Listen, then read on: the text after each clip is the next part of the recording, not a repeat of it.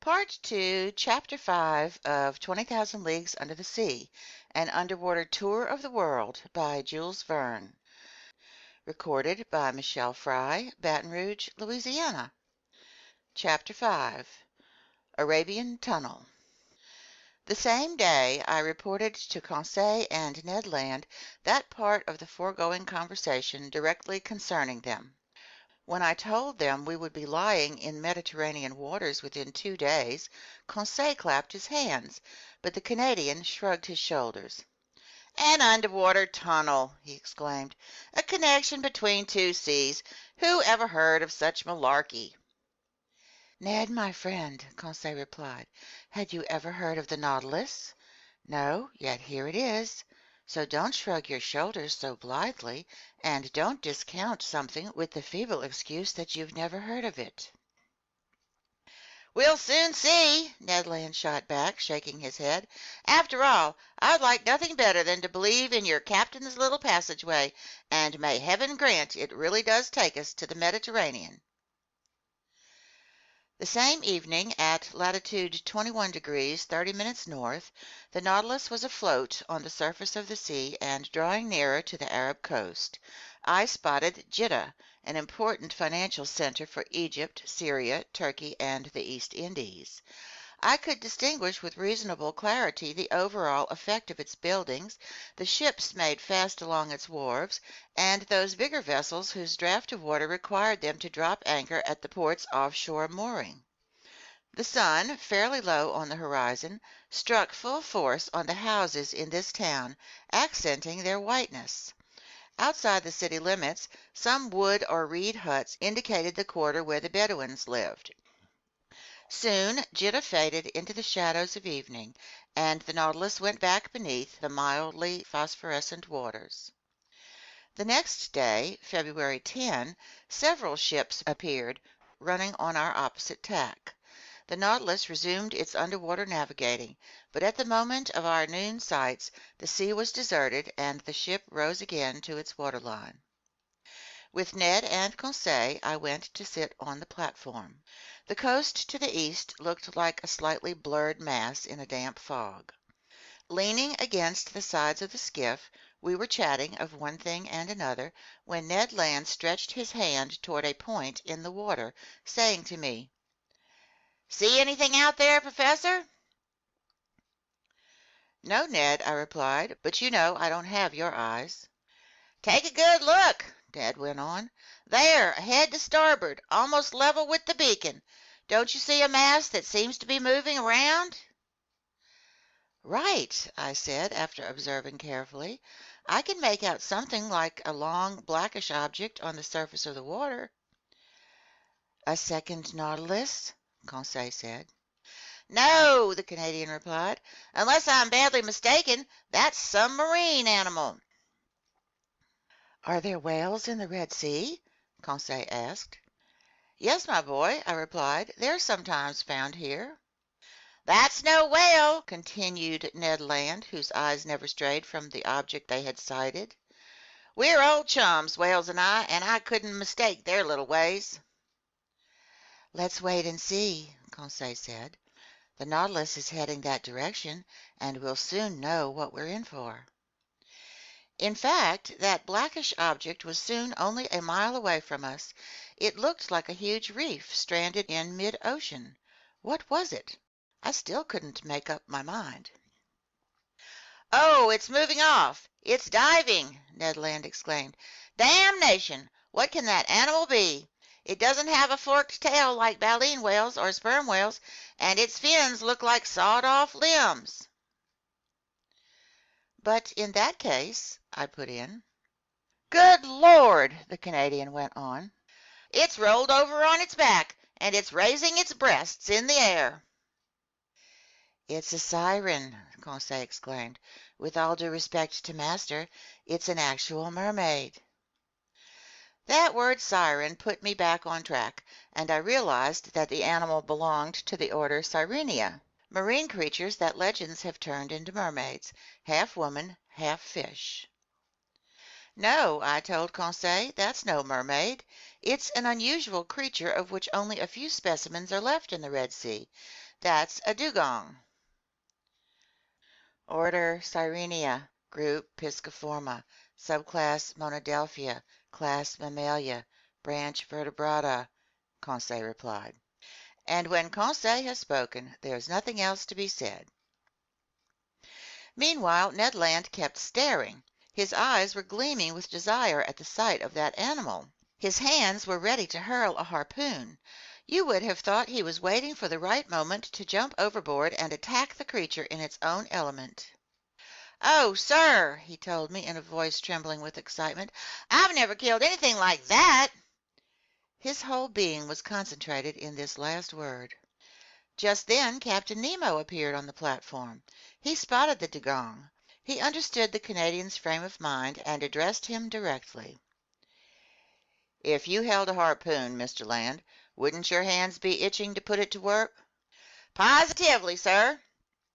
"And just for one day, would it displease you to return to your fisherman's trade and add this cetacean to the list of those you've already hunted down?" "It wouldn't displease me one bit." "All right, you can try your luck." "Thank you, sir," Ned Land replied, his eyes ablaze. "Only," the captain went on, "I urge you to aim carefully at this animal in your own personal interest." "Is the dugong dangerous to attack?" I asked, despite the Canadian's shrug of the shoulders. "Yes, sometimes," the captain replied. "These animals have been known to turn on their assailants and capsize their longboats. But with Mr. Land that danger isn't to be feared. His eye is sharp, his arm is sure.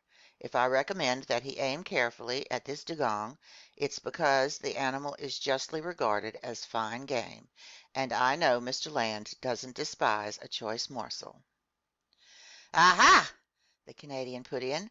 "This beast offers the added luxury of being good to eat?" "Yes, Mr. Land. Its flesh is actual red meat, highly prized, and is set aside throughout Malaysia for the tables of aristocrats. Accordingly, this excellent animal has been hunted so bloodthirstily that, like its manatee relatives, it has become more and more scarce."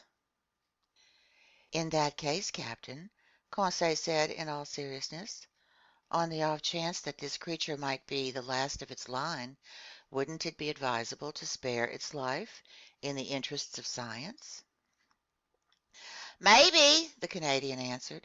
"It would be better to hunt it down in the interests of meal time." "Then proceed, Mr. Land," Captain Nemo replied. Just then, as mute and motionless as ever, 7 crewmen climbed onto the platform. One carried a harpoon and line similar to those used in whale fishing. Its deck paneling opened, the skiff was wrenched from its socket and launched to sea. 6 rowers sat on the thwarts, and the coxswain took the tiller. Ned, Conseil, and I found seats in the stern. "Aren't you coming, Captain?" I asked. "No, sir, but I wish you happy hunting." The skiff pulled clear, and carried off by its 6 oars, it headed swiftly toward the dugong, which by then was floating 2 miles from the Nautilus. Arriving within a few cable lengths of the cetacean, our longboat slowed down, and the sculls dipped noiselessly into the tranquil waters. Harpoon in hand, Ned Land went to take his stand in the skiff's bow. Harpoons used for hunting whales are usually attached to a very long rope that pays out quickly when the wounded animal drags it with him. But this rope measured no more than about 10 fathoms, and its end had simply been fastened to a small barrel that, while floating, would indicate the dugong's movements beneath the waters. I stood up and could clearly observe the Canadian's adversary. This dugong, which also boasts the name halicore, closely resembled a manatee. Its oblong body ended in a very long caudal fin, and its lateral fins in actual fingers. It differs from the manatee in that its upper jaw is armed with 2 long, pointed teeth that form diverging tusks on either side. This dugong that Ned Land was preparing to attack was of colossal dimensions, easily exceeding 7 meters in length. It didn't stir and seemed to be sleeping on the surface of the waves, a circumstance that should have made it easier to capture. The skiff approached cautiously to within 3 fathoms of the animal. The oars hung suspended over their rowlocks. I was crouching. His body leaning slightly back, Ned Land brandished his harpoon with expert hands. Suddenly a hissing sound was audible, and the dugong disappeared. Although the harpoon had been forcefully hurled, it apparently had hit only water. "Damnation!" exclaimed the furious Canadian. "I missed it!" "No," I said, "the animal's wounded. There's its blood. But your weapon didn't stick in its body." "My harpoon! Get my harpoon!" Ned Land exclaimed. The sailors went back to their sculling, and the coxswain steered the longboat toward the floating barrel. We fished up the harpoon, and the skiff started off in pursuit of the animal. The latter returned from time to time to breathe at the surface of the sea. Its wound hadn't weakened it because it went with tremendous speed. Driven by energetic arms, the longboat flew on its trail. Several times we got within a few fathoms of it, and the Canadian hovered in readiness to strike, but then the dugong would steal away with a sudden dive, and it proved impossible to overtake the beast. I'll let you assess the degree of anger consuming our impatient Ned Land. He hurled at the hapless animal the most potent swear words in the English language. For my part, I was simply distressed to see this dugong outwit our every scheme. We chased it unflaggingly for a full hour, and I'd begun to think it would prove too difficult to capture when the animal got the untimely idea of taking revenge on us, a notion it would soon have cause to regret. It wheeled on the skiff to assault us in its turn. This maneuver did not escape the Canadian. "Watch out!" he said. The coxswain pronounced a few words in his bizarre language, and no doubt he alerted his men to keep on their guard. Arriving within 20 feet of the skiff, the dugong stopped, sharply sniffing the air with its huge nostrils, pierced not at the tip of its muzzle, but on its top side. Then it gathered itself and sprang at us.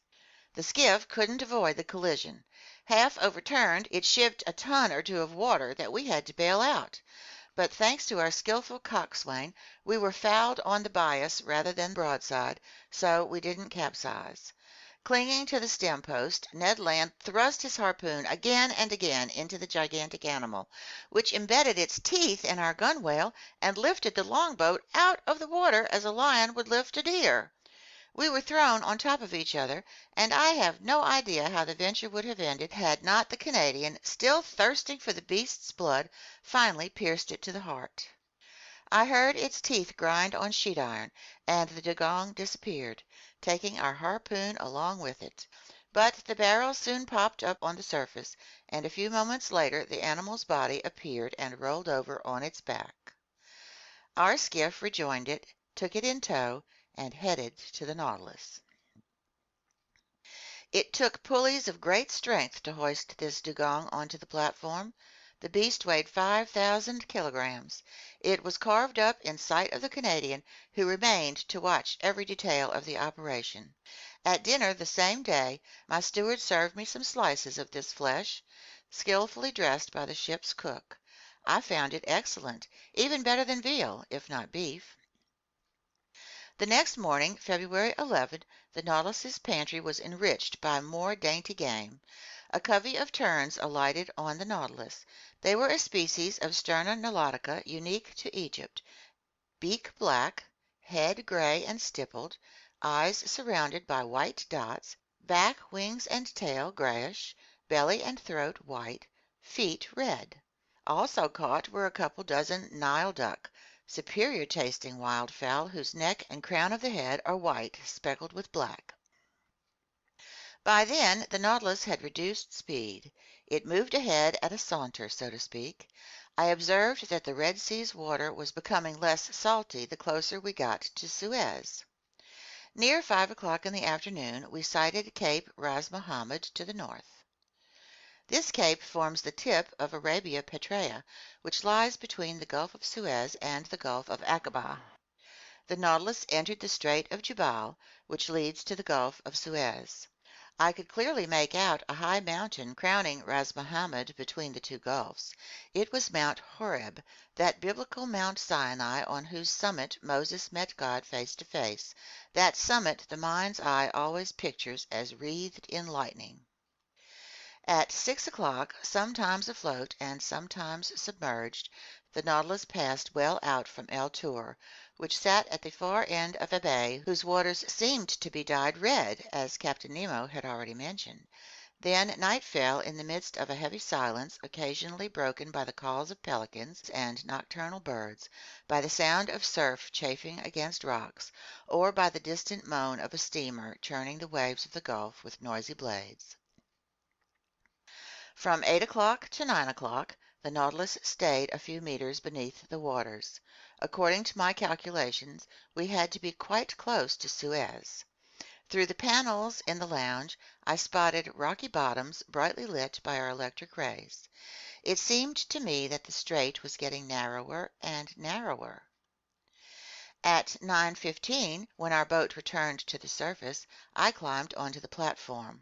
I was quite impatient to clear Captain Nemo's tunnel, couldn't sit still, and wanted to breathe the fresh night air.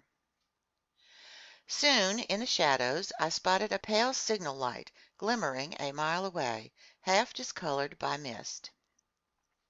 "A floating lighthouse," said someone next to me. I turned and discovered the captain. "That's the floating signal light of Suez," he went on. "It won't be long before we reach the entrance to the tunnel." "It can't be very easy to enter it." "No, sir. Accordingly, I'm in the habit of staying in the pilot house and directing maneuvers myself. And now, if you'll kindly go below, Professor Aronnax, the Nautilus is about to sink beneath the waves, and it will only return to the surface after we've cleared the Arabian tunnel." I followed Captain Nemo. The hatch closed, the ballast tanks filled with water, and the submersible sank some 10 meters down. Just as I was about to repair to my stateroom, the captain stopped me. "Professor," he said to me, "would you like to go with me to the wheelhouse?"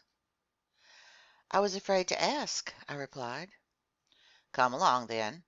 This way, and you'll learn the full story about this combination underwater and underground navigating." Captain Nemo led me to the central companionway. In mid-stair he opened a door, went along the upper gangways, and arrived at the wheelhouse, which, as you know, stands at one end of the platform. It was a cabin measuring 6 feet square, and closely resembling those occupied by the helmsmen of steamboats on the Mississippi or Hudson rivers. In the center stood an upright wheel geared to rudder cables running to the Nautilus's stern. Set in the cabin walls were 4 deadlights, windows of biconvex glass that enabled the man at the helm to see in every direction. The cabin was dark, but my eyes soon grew accustomed to its darkness, and I saw the pilot, a muscular man whose hands rested on the pegs of the wheel. Outside, the sea was brightly lit by the beacon shining behind the cabin at the other end of the platform. "Now," Captain Nemo said, "let's look for our passageway." Electric wires linked the pilot house with the engine room, and from this cabin the captain could simultaneously signal heading and speed to his Nautilus. He pressed a metal button, and at once the propeller slowed down significantly. I stared in silence at the high, sheer wall we were skirting just then, the firm base of the sandy mountains on the coast. For an hour we went along it in this fashion, staying only a few meters away. Captain Nemo never took his eyes off the 2 concentric circles of the compass hanging in the cabin.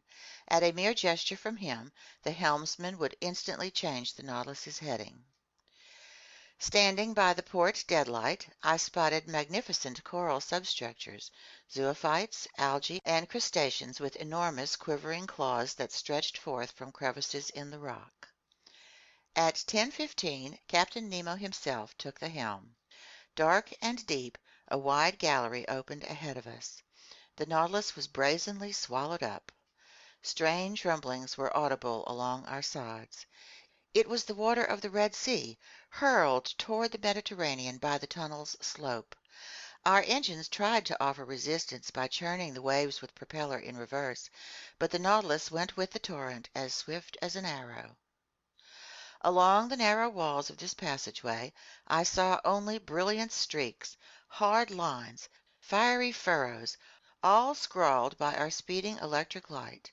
With my hand I tried to curb the pounding of my heart. At 10:35 Captain Nemo left the steering wheel and turned to me. "The Mediterranean," he told me. In less than 20 minutes, swept along by the torrent, the Nautilus had just cleared the Isthmus of Suez. End of Part 2, Chapter 5.